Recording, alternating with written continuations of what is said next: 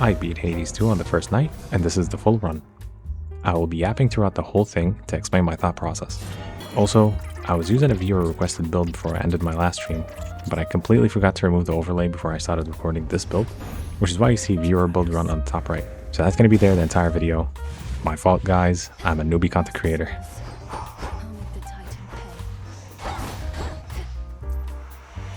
Starting off with the first boon, it will always be Apollo, and I would use Blinding Rush every single time, because for the magic boon, I wanted Glamour Gain. As for the attack, I wanted Poseidon's attack, which I never got in this run, but we'll get to that later. Blinding Rush, I would say, was one of the most important boons during this run, because of the speed boost. The speed boost will make your dash cover more distance, so I could easily escape certain attacks.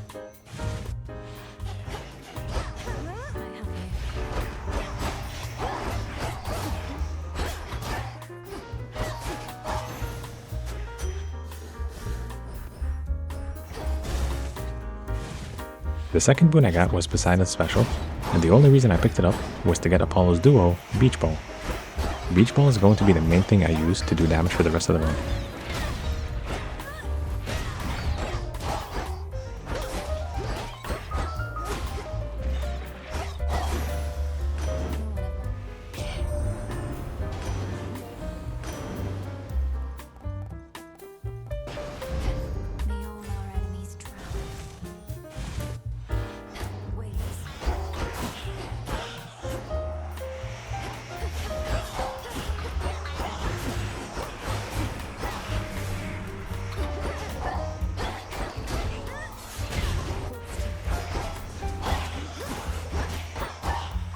While I was doing these runs, I kept trying to avoid Demeter's boons because I didn't want the game to constantly offer her boons.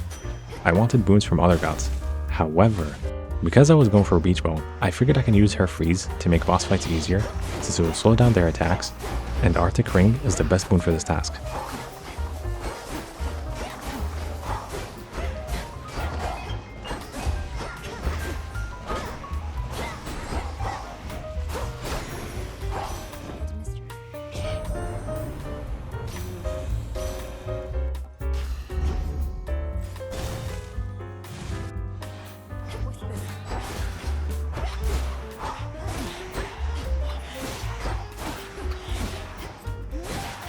As for the palms, I was using them on Blinding Rush because, as I mentioned before, the speed was the missing link, so you'll see me palm it whenever I can throughout this run.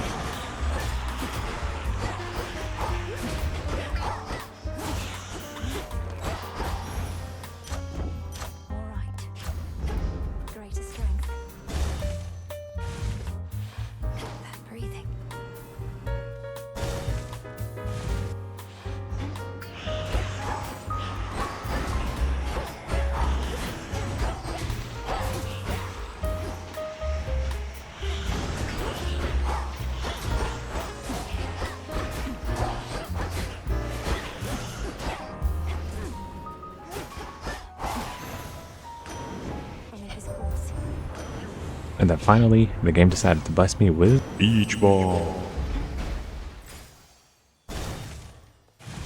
So for the rest of the run, my mission is to boost Beach Ball's damage, increase Blinding Rush's speed, and increase my HP at the same time. Also, Beach Ball is really difficult to use with mouse and keyboard, so I had to swap the controller as soon as it dropped.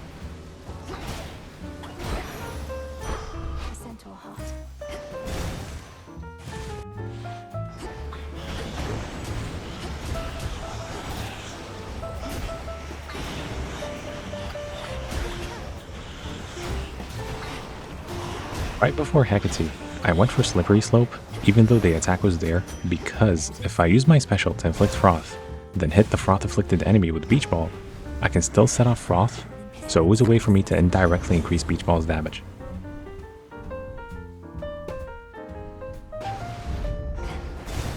Until we meet again.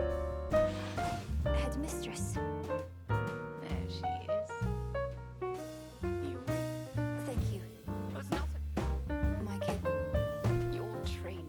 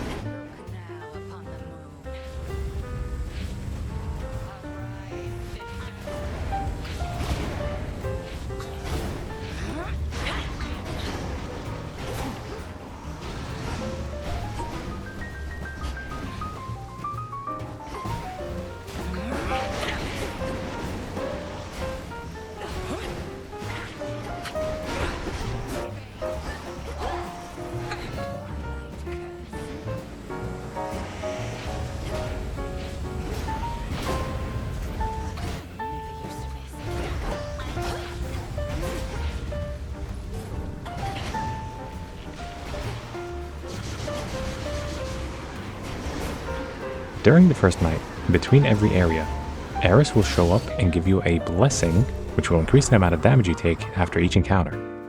This starts at 25%, then goes up by 5% after each encounter.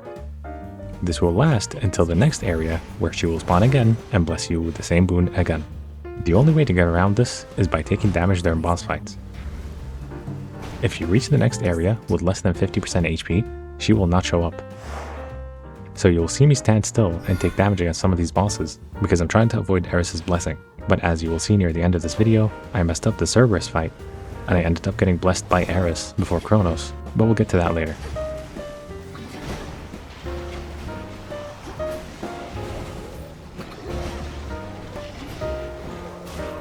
Oceanus is the worst area to go through when attempting this challenge, because the enemies do a lot of damage and the counter areas are small, so I don't have a lot of space to maneuver.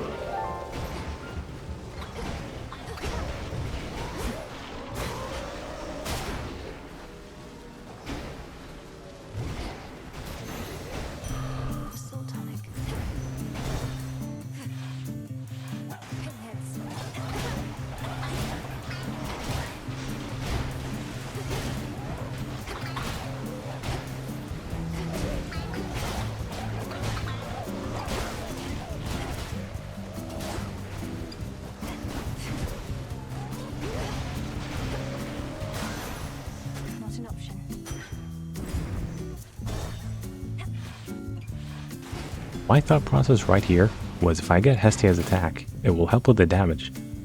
But my current damage with Beach Ball is decent, so I'd much rather go for the heals.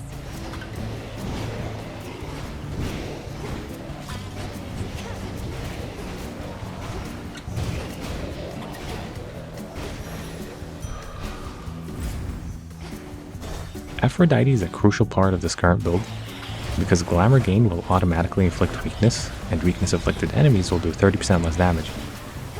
You can increase this percentage by getting Broken Resolve, but I didn't get that during this run.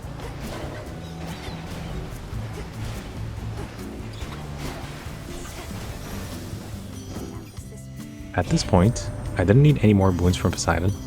I thought about getting Sea Star, but that boon is situational. As for the Centaur Heart, based on my previous runs, having over 100 HP at Oceanus is pretty good, so I didn't need to increase my health until the next area. I decided to go with Demeter just to get more defensive boons, and that's when it hit me. Demeter's legendary, Winter Harvest, is very good for ad clear, and it can clutch up against the bosses. So I went from ignoring Demeter this entire time to actually chasing her boons. For this encounter, I got Snow Queen, which will give me a handy shield that will negate 1 instance of damage.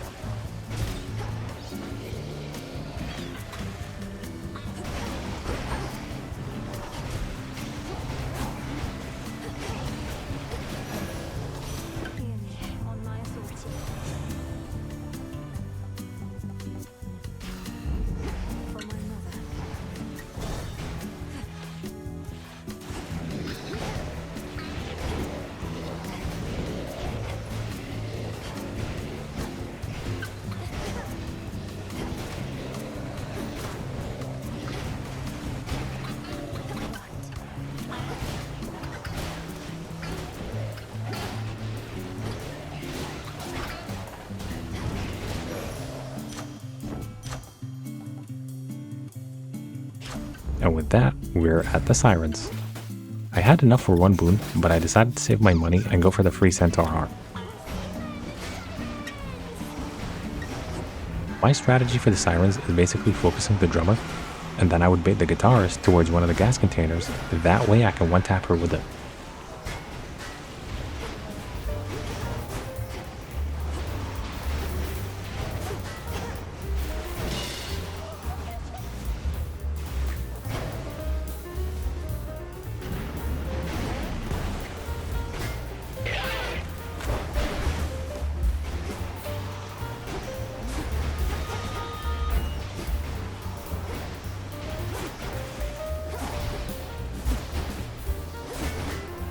For the second phase, the guitarist will immediately lunge towards you, so by going to the other gas container and setting it off, I will immediately take her out of the fight.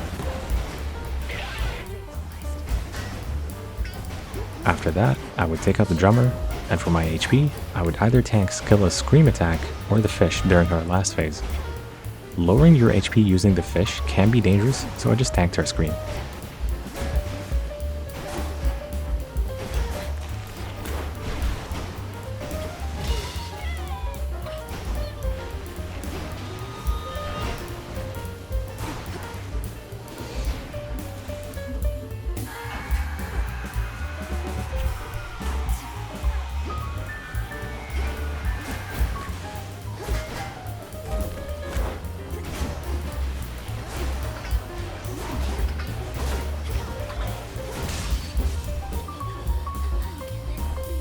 After the fountain, I had less than 50% HP, so no Erebus blessing for me.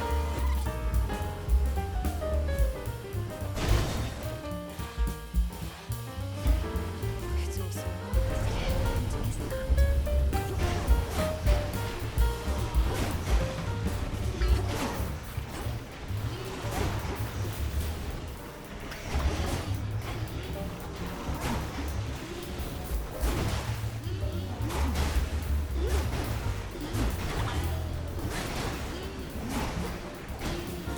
We're slowing down.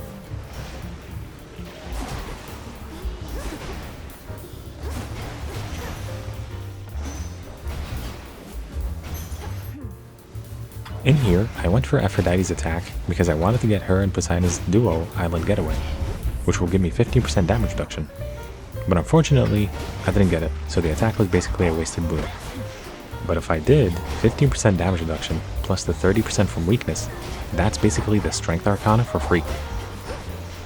So I kept trying to get Aphrodite or Poseidon's boons to get it, with no luck. Olympus, accept this message.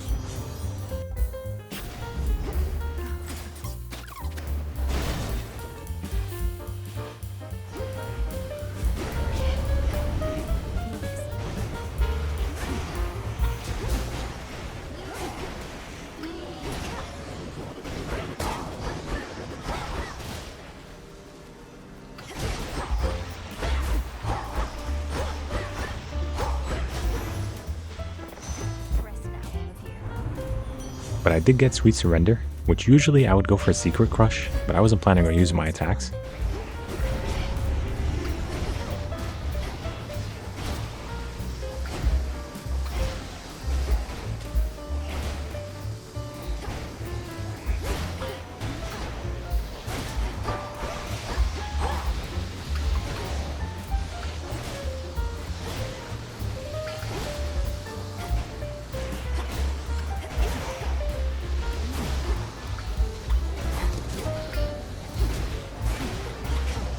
Got you.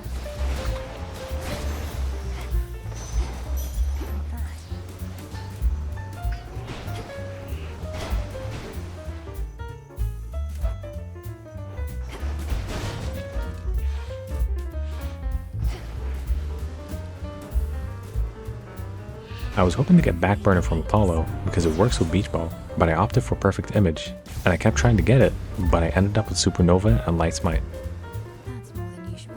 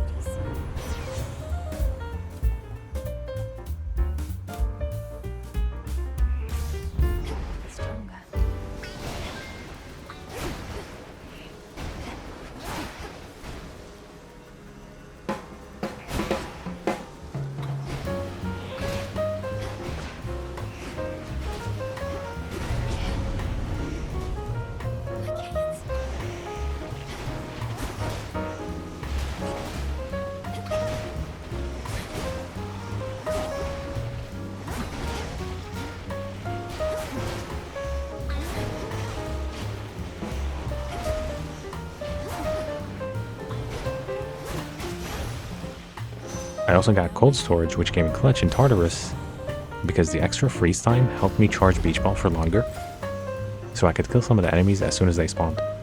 That plus Supernova was a match made in heaven, or Mount Olympus, I guess. And now we fight Cerberus.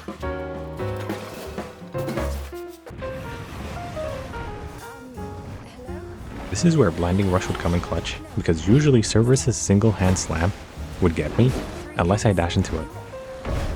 But with a juiced up Blinding Rush, I can kick the ball, then dash away and avoid the slam.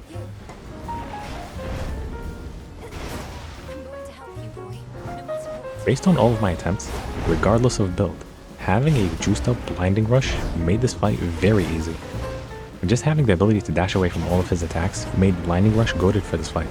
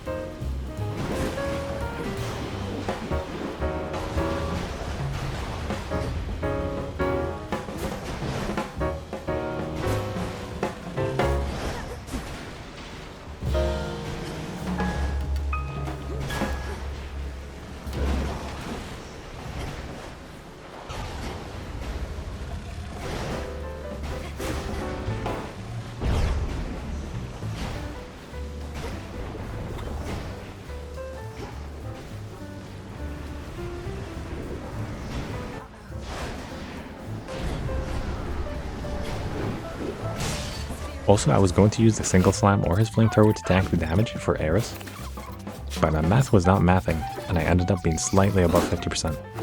So I got the blessing.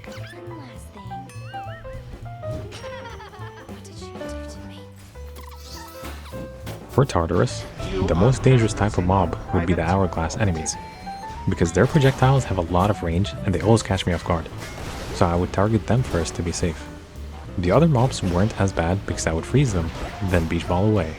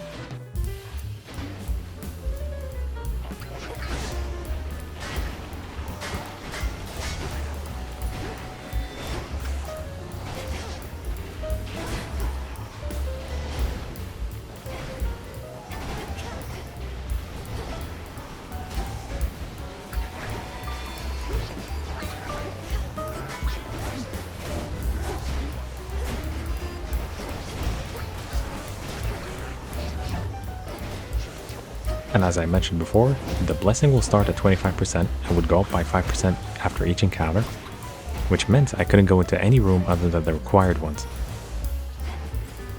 Although that considered, I ended up facing Chronos with a 45% debuff, so any hit from Chronos would absolutely delete my health bar.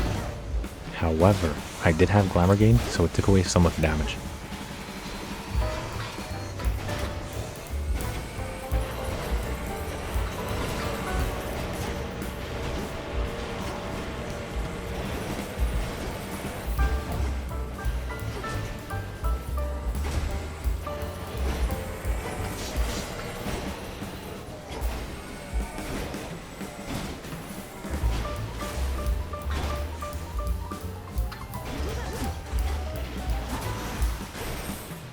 Okay, And now into Chronos. down there. I bought the heals, then the game decided to bless me again, but this time it was Demeter's Legendary. In the name of Hades. I skipped the hearts because my logic was, with the debuff, extra health won't do much, but if I pick up the palm, I could potentially boost Blinding Rush even more, and that's exactly what happened. Here we go!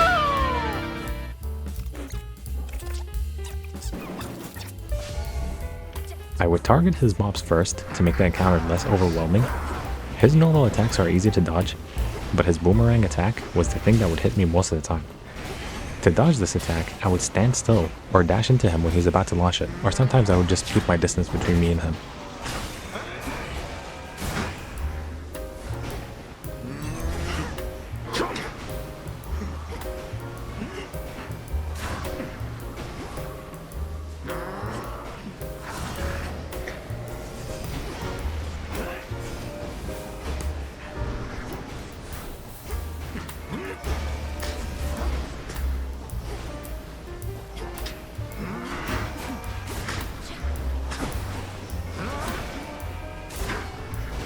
Come, my subjects, spill your blood for me.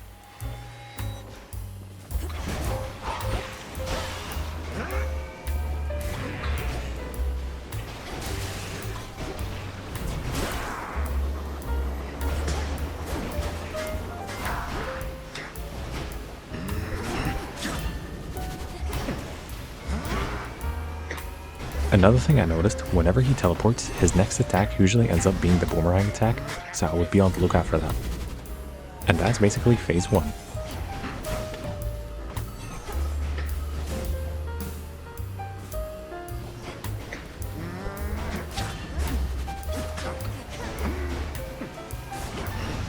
Incorrigible.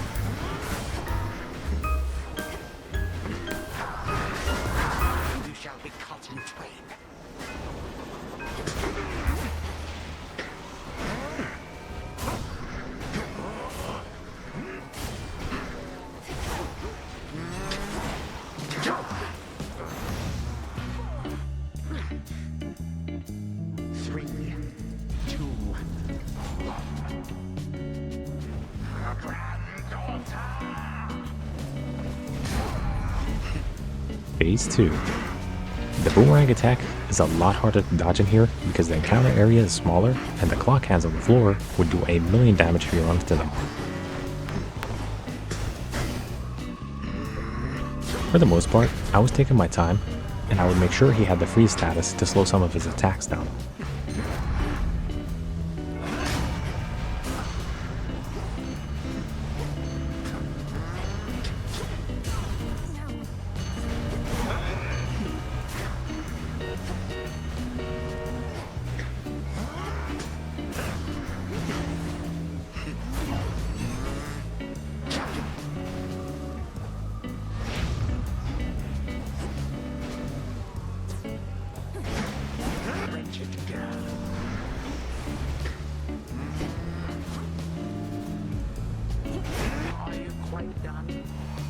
Once I got up to half health, he spawned his hourglass mobs that would heal him. And during my previous runs, I would try to kill them as fast as possible, which ends up with Chronos killing me instead. So for this run, I didn't care how much health he regained, so long as I take my time killing them. Now I was left with 7 HP and a dream.